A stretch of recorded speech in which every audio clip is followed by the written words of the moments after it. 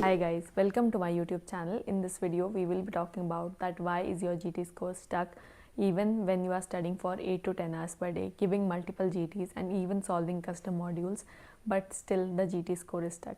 So let's find out the reasons for this and how to deal with these problems.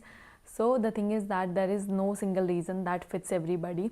So we need to find out that where we are lacking and accordingly deal with that. And also there may be multiple problems that we are facing and we need to correct each one of them, and definitely the GT score will improve.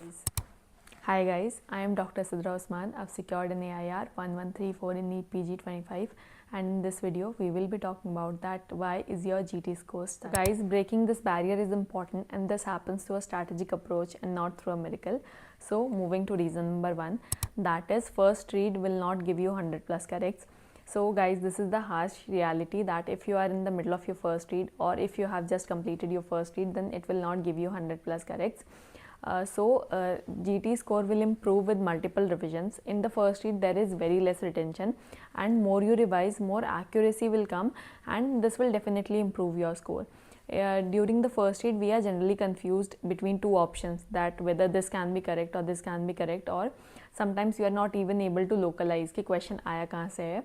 So these are some of the reasons that we will be facing after the first read. Reason number 2, that is bad GT score should not be a setback.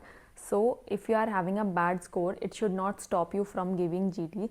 GTs are for learning and these are not your final score. So learn from every mistake that you are making. Don't stop giving GTs. Initially the frequency of giving GT should be like you should give GT every 15 days, that is twice a month, and just before NEET PG, that is 2 to 3 months before NEET PG, the frequency should be you should give GT every week and try to learn from every GT. Try to aim for 5 more correct in the next GT, and definitely when you are aiming for 5 more correct till NEET PG, your score will definitely improve. The number 3, never skip a GT review. GT reviews take more time than the GT itself. We need to understand the why behind every mistake that we have made. So do not procrastinate your GT review. GT reviews are very important. The way I used to do it is that I used to do it subject wise so that it is easy for me to navigate. The next thing is that I used to write the questions in very short form, buzzwords only, so that I understand the crux of a question.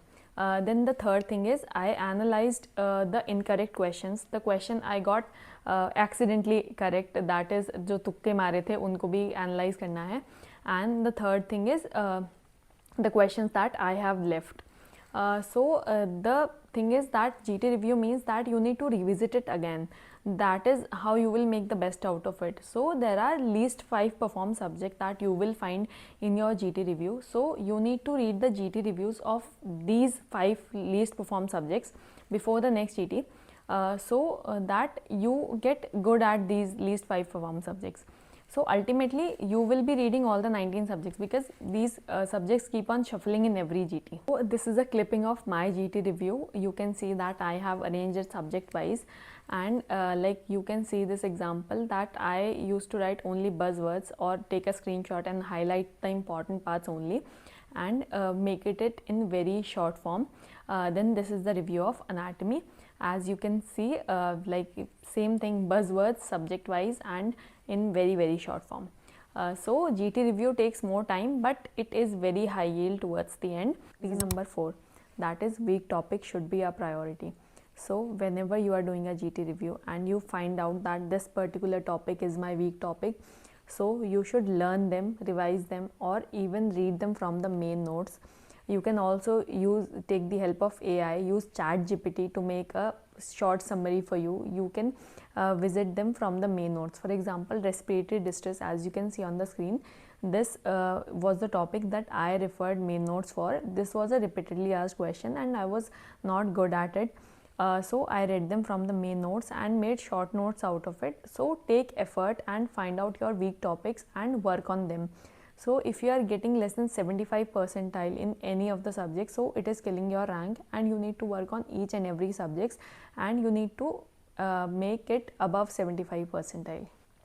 You can also use AI like ChatGPT to make things easy for you. For example, there were topics that were not given in my notes like dengue, UTI. So I put up a prompt on ChatGPT that make short notes for me, only the symptoms and the management part in short form and reference from Harrison's. So these are the notes that ChatGPT gave me, and I write them down according to my preference. And this is how you can use any AI or ChatGPT to make the best out of it, to make your revisions faster. And you can also use ChatGPT for making mnemonics for you. Number 5, that is previous year topics are more important than previous year questions.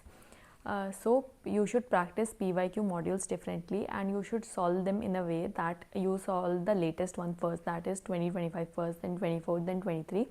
So in this order you should solve them, and you should try to learn a pattern. You should pick up PYTs, and you should read the explanation in detail, because PYTs have a high chance of repeating in the next year.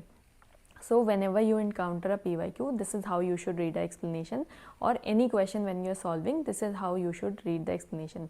So the first thing is that you should read the initial 3-4 lines of the explanation. Then in the explanation, if there is any bold part, like if anything is highlighted or if anything is given in bold, you should read that. If there is any relevant image, flow chart, histopathology image, you should definitely try to look at it, because there are chances it will get repeated in the next year. And you should most importantly know that why other options are wrong. Since we all know the importance of PYQs and PYTs, so if you are looking for a Qbank that is affordable, that has PYQ tagged questions, that is very highly based on PYTs, then you should definitely check out Limbus Med. It is very pocket friendly, and most important thing is that it has predictive question series for the questions that will be asked in the future. So you should definitely check out Limbus Med. Moving to reason number 6, that is active recalls are a total game changer. So if you are in the middle of your first read, or you have just completed your first read, then you should definitely do a daily early morning 19 subject custom modules. So this will help you in active recall, and all your PYTs you will go through them again and again. So this should be done in exam mode, 50 questions, and with the tags AIMS and NEET PG. The time should be, you should devote 1 hour every day to doing custom module of all the 19 subjects in early morning. So 40 minutes goes for doing the questions, and try to solve them early, and 20 minutes are given for your review. 20 to 30 minutes you can give for your review. You will definitely thank yourself, because this is a total game changer, because every day you are revising all the high yield topics, all the previous year questions and topics. So this is very helpful in active recall. Number 7, understand the examiner's mindset. So every time you are solving PYQ modules, you should solve them from recent to old, that is 2025 first, then 24, then 23.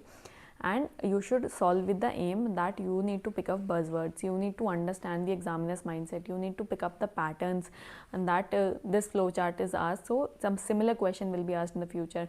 And the next thing is that pick up buzzword, like chlosis is mentioned in the question, then it is something related to vitamin B deficiency. Then another thing that helps you in this thing, understanding the examiner's mindset, is your TNDs, because the faculty will be teaching you that how you should rule out options whenever a new questions comes. So how you will deal with that, how you will try to eliminate your other options and get to a particular answer. So do not skip your TNDs. Even if you are doing for some subjects, you should definitely do it for your major 4 subjects and your second year subjects. Even if you don't have much time, definitely do them for these subjects. So TNDs are a must. You should definitely do TNDs. So guys, hope you found this video helpful. All the important links are given in the description, like my GT review notebook link, PYT list, and all the important videos link are mentioned. And also you can check out the Qbank link as well. Check out Limbus Med, and you can find me on YouTube and Instagram. Here my handles are given here. So thank you so much for watching.